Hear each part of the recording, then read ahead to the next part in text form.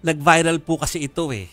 Yung pamilya or yung mga tao na mga kababayan po ninyo diyan na nag-seek ng refuge doon sa mga sa cylindrical no. Imbornal. Yung ginagamit for imbornal pero ito yung malinis na kind naman. Malinis na. Yung Yung kwento mo kanina. Yung hindi pa nilalagay doon sa imbornal na version. Pwede bang malaman kung baka lang may balita kayo kung kamusta po yung mga kababayan natin na nag-seek ng refuge diyan sa lugar na yan? Actually sa po yan, sa may Barangay Gomez, Municipality of Dinagat, Highlands. Inikutan po yan ng ating rescue team para i-evacuate sila, pero nagsabi sila na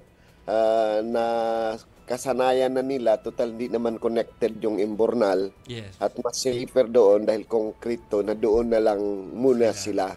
In which inallow din ng Municipality of Dinagat. Kaysa sumilong sila sa ibang mga hindi konkreto, total hindi naman dadaan ang water doon sa imbornal na yan. Binigyan lang sila ng mga food packs at anong kailangan. At ngayon, wala namang problema. Kanina, bumalik na sila sa kanilang mga bahay.